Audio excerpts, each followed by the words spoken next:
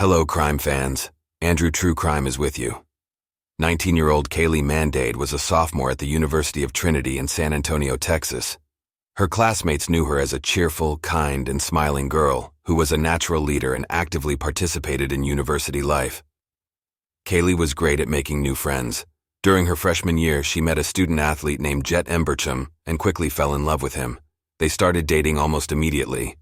Cayley believed Jet to be serious and reliable. However, in her second year, she met another guy, 22-year-old Mark Howerton, a star baseball player from high school. Mark lived in Houston and often visited the university to see friends. It was there that he met Cayley. By then, Cayley and Jet had grown apart, and she thought Mark could be a good replacement for her boyfriend. Cayley started spending more and more time with her new boyfriend. Jet and Mark were aware of each other and didn't like that Cayley was dating both of them. A month later, a life-changing event occurred for these young people. On Sunday, October 29, 2017, Cayley Mandadi went with her boyfriend Mark Howerton to the Mala Luna Music Festival in San Antonio. They had a great time at the event, which was crowded with people. Later that evening, around 10:30 p.m., Mark brought an unconscious Cayley to a small rural hospital in Luling, Texas. The police, alerted by the medical staff, arrived at the hospital and interviewed Mark in the quietest place they could find, a chapel near the medical station. Mark explained that they had spent the weekend at the music festival in San Antonio, where they drank alcohol and took illegal substances. He said that around 5 or 6 p.m., they left the festival in his Mercedes and argued on the way. Cayley confessed to Mark that she still had feelings for Jet. Mark tried to convince her that Jet was a bad person and that she should stop seeing him and his friends. Then they stopped at a gas station and began making love in the car. Mark revealed that their sex had been very rough that evening. During the act, he held Cayley by the neck and choked her slightly, something they both enjoyed and often did. After they finished, they talked for about 5 minutes before Cayley said she felt unwell and then lost consciousness. She was lying in the car's front passenger seat, naked and unconscious, and began snoring. Mark decided to take Cayley to his home in Houston. He started the car, but suddenly she stopped snoring. Feeling a bad premonition, he tried to find her pulse but couldn't. Realizing the severity of the situation, Mark decided to rush Cayley to the hospital. When Cayley's mother, Allison Steele, arrived at the hospital and saw her daughter in the intensive care unit, she thought Cayley had either fallen from a great height or been in a terrible accident. Cayley was connected to numerous tubes and IVs, her face obscured. She remained in the ICU for 2 days without regaining consciousness, suffering from a severe traumatic brain injury. As her condition worsened, she underwent CPR 7 times, but her heart repeatedly stopped. The doctors informed her mother that there was no hope for recovery. Her brain was dead. Respecting Cayley's wishes to donate her organs to help others, her parents allowed the life support to be turned off, and she passed away. 3 months after Cayley's death, the forensic examination determined that the cause of death was blunt force trauma to the face and head. Investigators were convinced that her injuries indicated someone had intentionally killed her. Unfortunately, the police could not find any witnesses who could provide information about what happened that night. No one saw or heard anything about what occurred to Cayley Mandadi. It was clear that her death was not natural. Cayley's ex-boyfriend, Jet Embercham, said he saw Cayley and Mark at the festival that day. He witnessed them arguing, and then saw Mark grab her by the hand, drag her to the car, put her in the front passenger seat, and drive away. A few weeks after the autopsy results were released, Mark Howerton was charged with kidnapping, assault, and the murder of Cayley Mandadi. Mark pleaded not guilty to all charges. In December 2019, 2 years after Cayley's death, Mark finally stood trial, maintaining his innocence. He faced a potential life sentence. The prosecution argued that on October 29, 2017, Howerton forcibly took Cayley to his car at the music festival, drove her to a parking lot, assaulted her and beat her, including a severe blow to the head, causing a fatal brain hemorrhage. When Cayley arrived at the hospital, doctors noted bruises all over her body. Mark's attorney, John Hunter, argued that no one knew what happened that fateful evening as there were no eyewitnesses. He suggested that the bruises on Cayley's body were a result of the medical personnel's attempts to resuscitate her. A paramedic, Cheryl Lane, who was driving an ambulance to the Luling Hospital that night, testified in court. She recalled seeing a car suddenly appear in her rearview mirror, flashing its lights. She stopped and a man in a Mercedes screamed for help. Cheryl saw an unconscious girl in the front passenger seat, completely undressed, with her jeans and shirt under the seat. Cheryl noticed bruises on Cayley's inner thighs. She tried to resuscitate her, but to no avail, and they rushed to the nearest hospital. Doctors initially suspected Cayley had overdosed on drugs, overwhelming her system. On the day of the incident, police questioned Mark and took photographs of him. These photos showed red marks resembling abrasions on his hands, particularly on the fingertips and the backs of his hands, suggesting signs of a struggle. Mark Howerton, who had been arrested in October 2017, had a very muscular physique. Cayley's friends mentioned that he used steroids. After spending 2 years in jail awaiting trial without his supplements, Mark's muscles had significantly diminished.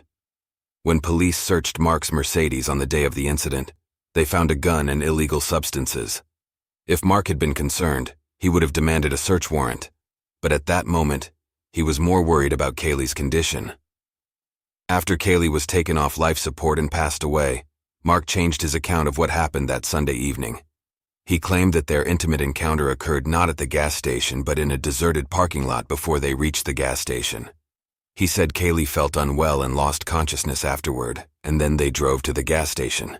This meant that their encounter happened near an office building of a fast food chain, about 60 kilometers from the gas station. The medical examiner presented photos taken after Cayley's autopsy showing that she appeared to have been assaulted, with multiple bruises and broken ribs. The medical examiner believed Cayley died from a severe blow to the head with a blunt object. Mark's attorney continued to argue that the doctors were responsible for the numerous injuries on Cayley's body while trying to save her. Cayley's roommate, Morgan Sampson, recounted an incident that occurred a few weeks before the tragedy. Morgan had invited Cayley to a party, and Mark became angry when he heard that Cayley eagerly agreed to go. Morgan left the room and returned to find a terrifying scene. Mark had grabbed Cayley by the neck and pushed her against a brick wall on the balcony. Despite Mark's displeasure, Cayley went to the party. Another roommate heard Mark shouting on the phone, threatening to break Cayley's face and causing a commotion in the room. Disturbed by the noise, she called 911. When the police arrived, they went to Cayley's room on the 5th floor, room 561, and saw a man leaving. It was Mark Howerton. He was questioned and said that Cayley was his girlfriend and that she had gone to a party with a friend. He didn't want the police to enter her room, but after talking with him, the officers eventually went inside and were horrified by the scene. The room was in complete disarray with Cayley's clothes scattered everywhere. Some of her belongings had been thrown off the balcony and were hanging in the trees. Mark had smashed the glass balcony door and Cayley's laptop. He was subsequently banned from the dormitory. After this incident, Cayley decided to break up with Mark. She stopped answering his calls and texts. He was very angry and did not want to part ways. Mark sent her a Snapchat message with a photo of him putting a gun in his mouth, threatening to shoot himself if she didn't answer his call. Cayley confided in a friend about her safety concerns. At the same time, she contacted her ex-boyfriend, Jet Bertram, and confessed she wanted to get back together with him. Later, she admitted she had feelings for both Mark and Jet. In late October 2017, Cayley told Jet that she planned to break up with Mark at the Mala Luna Music Festival on October 29th. She chose this location deliberately, thinking that breaking up with Mark in a crowded place would prevent him from harming her. Cayley had a sense of foreboding. Her ex-boyfriend Jet Bertram confirmed this in court, stating that he and Cayley had been intimate the day before her death, and she had confessed her feelings to him. Cayley's friend Joe Goodwin also testified in court. He said that on Sunday, October 29th, he and Mark went to Cayley's dorm to pick her up for the festival. When they found her room empty, Mark got angry. After waiting a bit, they went outside and met Cayley. The three of them got into the car and stopped at a nearby car wash to take illegal substances before heading to the festival. They continued using substances and drinking at the festival. Jet Bertram also attended the festival and saw Cayley and Mark from a distance. He witnessed them arguing and saw Cayley distancing herself from Mark. Jet also saw Mark forcibly take Cayley from the festival by the hand and put her into his car. It was based on Jet's account of Mark forcibly taking Cayley that Mark was charged with kidnapping. Later that evening, Cayley's friends from the dorm began calling her, trying to find out where she had gone. Cayley didn't answer. Eventually, Mark picked up one of the calls. He said Cayley couldn't talk right now and then hung up. He also cursed at one of Cayley's friends who tried to reach her on Snapchat. Mark recorded a short video where he insulted all her friends, calling them stupid. Later in court, Jet Bertram admitted he had lied about seeing Mark forcibly putting Cayley into his Mercedes.